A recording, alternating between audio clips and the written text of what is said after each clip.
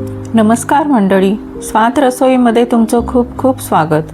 आज आपण बनवणार आहोत पुरीची रेसिपी आज आपण बघणार आहोत। चला तर मग वेळ न घालवता ताबडतोब आपण रेसिपीला सुरुवात करूया।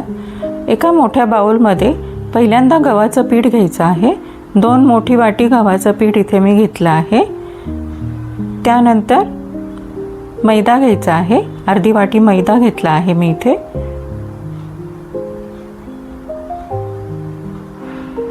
त्यानंतर रवा पाव वाटी घेत आहे। हे सर्व एकत्र करून घ्यायचं आहे। मैदा, रवा आणि गव्हाचं पीठ। त्यामध्ये आता 1 छोटा चमचा मीठ घातला आहे। तसेच यामध्ये 1 छोटा चमचा साखर घालणार आहे। साखर घातल्यामुळे पुरीला रंग खूप छान येतो आणि ती खुसखुशीत पण होते, जास्त वेळ खुसखुशीत राहते। तर आता ह्याच्यामध्ये आवश्यकतेनुसार पाणी घालून आपण पीठ मळून घेणार आहे। पीठ एकदम घट्ट मळायचं आहे। पीठ मळून झाल्यावर थोडंसं तेल लावणार आपण त्याला। तेल लावून पुन्हा मळून घ्यायचं आणि मळलेलं पीठ जे आहे, कणिक जी आहे ती साधारण अर्धा तास तरी साईडला ठेवून द्यायची, मुरण्यासाठी ठेवून द्यायची। हे बघा किती घट्ट पीठ तयार झालं आहे मळून। त्यानंतर आता आपण पिठाचे छोटे छोटे गोळे तयार करून घेऊया। अर्धा तास झाला आहे, आता मुरलं आहे पीठ। पोळपाटाला आणि लाटण्याला अगदी थोडंसं तेल लावून घ्यायचं। पुरी लाटताना अजिबात पीठ लावायचं नाही।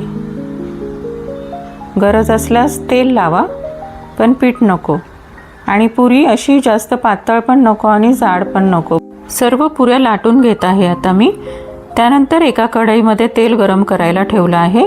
तेल चांगलं कडकडीत गरम करून घ्यायचं आणि त्यानंतर मध्यम आच करायची आणि मध्यम आचेवर पुऱ्या सर्व तळून घ्यायच्या आहेत। अशा प्रकारे झाऱ्याने दाबल्यानंतर पुरी जी आहे ती छान टम्म फुगते। तसेच इथे मी जे प्रमाण वापरलं आहे साहित्याचं, ते प्रमाण अगदी परफेक्ट आहे।